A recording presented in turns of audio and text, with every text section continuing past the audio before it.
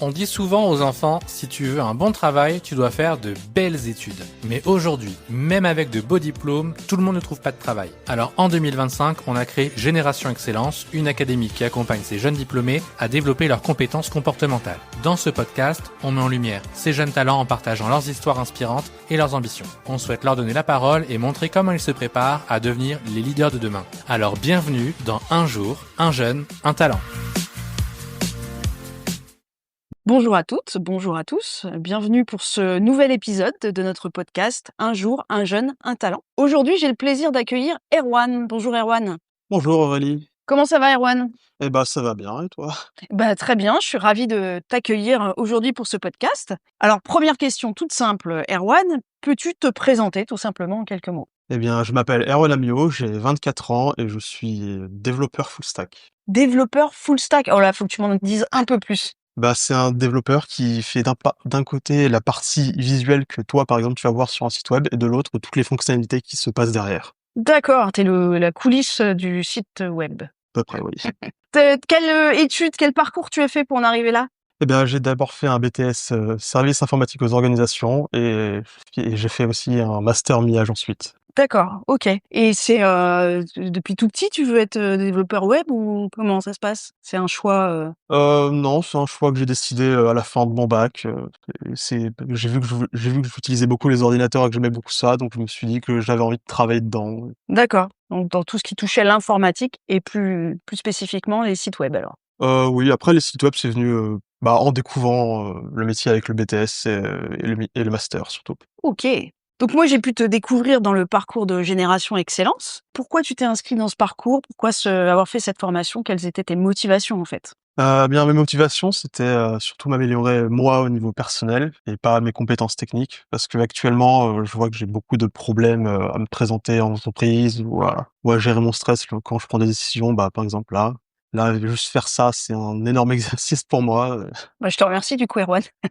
Mais c'est vrai, pour l'instant, tu t'en sors bien, je te remercie. Ça va, mais intérieurement, c'est compliqué. Donc du coup, j'entends que c'est le module, il y a un module dans Génération Excellence, un module spécifique sur le stress. C'est celui-là que tu attendais plus particulièrement? Oui, c'est un des modules que j'ai le plus apprécié faire et je pense que ça va beaucoup m'aider pour le futur. D'accord. Donc tout ce qui est développement en fait, comportemental, relationnel, c'est ça qui t'intéressait le plus dans Génération Excellence? Oui, c'est ça.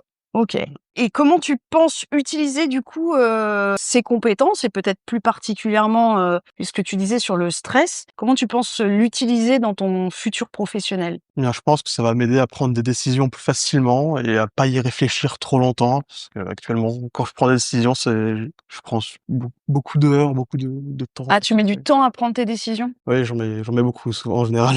C'est quoi? C'est parce qu'il y a trop de choix? Qu'est-ce qui fait que tu prends du temps? Parce que j'y réfléchis trop et surtout je réfléchis trop à ce qui peut se passer après que je fais la chose en question. Est-ce que tu anticipes ce qui pourrait mal se passer? Oui, principalement, oui. D'accord, OK. Donc, tu vois le verre, plutôt à moitié vide qu'à moitié plein? Ouais, un peu. Bon, avec Génération Excellence, je pense que tu vas revoir les choses positivement en voyant, les choses, différemment. OK. Est-ce que tu pourrais, me raconter un fait marquant dans ton expérience, professionnelle ou personnelle que tu as eue? Il y a un stage que j'ai beaucoup apprécié faire quand j'étais en BTS où, l'équipe était très sympa, le cadre de travail était très tranquille et tout le monde était un peu à la cool et du coup, j'ai beaucoup apprécié travailler sur le projet qu'on m'avait donné pendant ce stage. C'était quoi comme projet? Je devais réaliser un site web et le site web, ça allait être un quiz que les gens pouvaient faire. C'était principalement fait pour que les gens attendent, pour leur rendez-vous. D'accord. Pendant qu'ils attendaient leur rendez-vous, en fait, ils avaient un quiz à compléter? S'ils voulaient, c'était D'accord. mis à disposition avec un QR code à côté. OK. Et donc un bon retour d'expérience sur ce quiz? Oui, j'ai eu un bon retour, surtout, des écoles qu'il y avait aux alentours qui appréciaient beaucoup ça. Et OK. Tu m'as dit aussi que tu aimais bien parce que c'était un environnement, calme. Dans ton futur professionnel, ça serait, tu aurais besoin de ce calme Ce serait un plus, surtout, comme ça, j'aurais pas trop besoin de m'occuper, des deadlines du coup. D'accord. Mais après ça dépend des entreprises mais je pense pas. Ah oui, c'est calme dans la charge de travail, en fait. Le temps, tu as le temps de bien faire les choses parce que le rythme est Oui, voilà, là, j'avais assez de temps pour faire le projet et d'accord. j'étais pas trop pressé par les membres de mon équipe. Et tu as dit aussi ambiance d'équipe, je sais plus ce que tu as utilisé comme mot, cool, détendu. Ça, c'est important pour toi aussi? Bah, s'il y a une bonne ambiance d'équipe, je pense que le travail sera mieux fait, et les gens seront plus performants. Donc oui, pour moi, c'est important. OK. Est-ce que donc là, tu nous as raconté un fait marquant. Est-ce que tu aurais un conseil à donner à quelqu'un qui partirait dans le même parcours que toi? Je pense que c'est important de faire ce qu'il a envie de faire principalement. C'est s'il a un instinct, si on a un instinct, qu'on se dit: «Bah, j'ai envie de travailler là-dedans», je pense que c'est important d'essayer, quitte à ce qu'on n'aime pas, une fois qu'on est dans le bain, quoi. Ouais, donc tester sur place quoi, finalement. Ouais, On a voilà, une c'est envie, il faut aller au bout et puis après si ça marche pas, bah, tant pis, on change, mais au moins, oser le faire quoi. au moins on C'est n'aura ça? pas de regrets, quoi. D'accord, OK. On se sera pas dit, «Bah, j'ai pas fait ça, j'ai peut-être loupé une opportunité», Toi, tes stages, ça t'a vraiment permis de te dire, «Je suis dans la bonne voie»? Oui, c'est ce qu'il m'a dit: «Oui, j'ai envie de continuer, j'ai envie de faire ce métier». Et alors justement, si on se projette sur, l'avenir, qu'est-ce que tu aurais envie de faire? C'est quoi ton rêve? Bah, mon rêve, c'est si tout se passe bien et si j'arrive à bien, mettre les conseils en pratique de Génération Excellence, ce serait, bah, de devenir, chef de projet. Ouais, Comme ça, je pourrais, bah, gérer une équipe sans trop avoir de problèmes et avoir d'accord. beaucoup de responsabilités Ah donc sans tu souci. cherches à avoir donc j'entends quand même des mots importants, hein, donc responsabilité, chef de projet, gérer une équipe, c'est ça ton idéal? Bah, dans l'idéal, oui, Ouais, ce serait l'idéal, oui. ce serait l'idéal. Tu te vois bien là, en train de manager tout le monde et de gérer des gros projets? Bah, peut-être des petits pour commencer, mais après oui, si des gros viennent à ma disposition, ouais. Quel conseil tu donnerais à ton futur manager, Erwan? Notamment pour bien t'intégrer dans son équipe? Bah, je lui conseillerais de me pousser un peu pour, que j'aille, bah, déjà discuter un peu avec, les membres de mon équipe, parce que j'aurais tendance un peu à rester dans mon coin et aussi me pousser un peu pour que je propose mes idées, que je dise mon avis sur le travail qu'on a à faire, sur, les choses qui se passent, au sein de l'équipe. D'accord, donc il hésite pas à venir te solliciter, tu auras des idées de toute façon, mais après tu oseras pas forcément les dire, donc faut qu'ils viennent, ils viennent un petit peu te chercher? Oui, c'est ça. OK. Tu penses avoir des bonnes idées à proposer pour les entreprises? Bah, ça va dépendre des projets et après si la majorité des gens trouvent que c'est une bonne idée, bah, c'est une bonne idée. Si la majorité des gens l'aiment pas, bah, tant pis, hein, Voilà, tu acceptes les critiques, oui, voilà, mais et voilà, si elles sont constructives, OK, pas juste me dire: «Non, ça, c'est pas bien» et puis pas me dire pourquoi.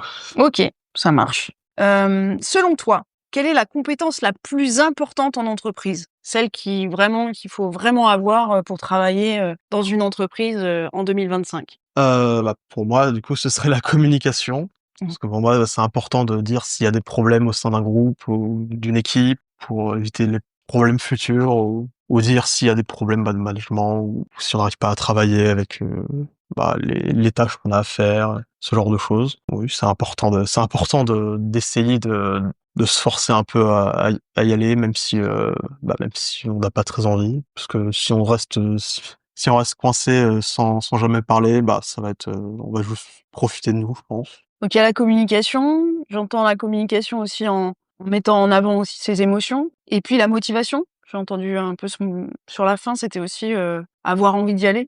Bah, oui, parce que si on n'a pas envie de travailler dans ce qu'on fait, bah, autant arrêter, ça servira pas à grand chose. Ouais. On recoupe avec ce que tu disais tout à l'heure, on teste un job, si le job nous plaît pas, bah, faut pas hésiter à faire demi-tour et faire autre chose. Et voilà, si on se rend compte que c'est pas pour nous, bah, c'est mieux d'arrêter que de se forcer à faire un truc qu'on n'aime pas. OK. Alors Erwan, on va passer à la phase des questions, réponses rapides. C'est-à-dire que je vais te poser, 10 questions. Il faut que tu choisisses une solution, à chaque fois. Il y a pas de bonne ou de mauvaise réponse. Faut le faire, à l'instinct, sans trop réfléchir. OK? OK. Allez, ça marche. Apprendre seul ou en groupe? En groupe. Théorie ou pratique? Pratique. Communication verbale ou écrite? Écrite. Travail en silence ou avec de la musique? En silence. Lire un livre ou regarder un film? Regarder un film. Prendre des risques ou jouer la sécurité? Jouer la sécurité. Planifier à l'avance ou improviser? Planifier à l'avance. Résoudre des problèmes ou créer des opportunités? Résoudre des problèmes. Travail en bureau ou télétravail? Travail en bureau. Et enfin, défi intellectuel ou physique? Défi intellectuel. Merci Erwan. Alors tu sais, chez Erol, en fait, chaque année on développe un thème. Cette année, c'est celui de la transformation. Et donc on avait envie de te poser la question, Erwan, quand on dit transformation, à quoi tu penses? Ah eh bien, moi, quand je pense à la transformation, je pense surtout à un papillon qui d'une chenille va passer à un cocon, à un papillon. Bah, c'est un peu c'est un énorme changement qui nous fait évoluer, qui nous fait voir d'autres horizons, qui nous permet de voir les choses différemment. C'est une jolie image. Tu te vois quoi, toi, cocon, chenille, papillon? Moi, là, je pense que je suis un cocon qui attend plus que qui attend son tour pour éclore. Ah d'accord. Bah, écoute, c'est tout ce qu'on te souhaite, Erwan, avec à la fois la formation Génération Excellence, je pense qui, comme tu le disais tout à l'heure, va te donner, aussi les moyens de te transformer en papillon et puis aussi dans ta recherche d'emploi et dans le premier poste que tu pourras trouver qui, j'espère, te donnera, toute, ton assurance pour la suite. Merci Erwan d'avoir, participé à ce podcast. Eh bien, merci à toi de m'avoir invité. Bah, je t'en prie, c'était un plaisir. Bah, c'était aussi un plaisir.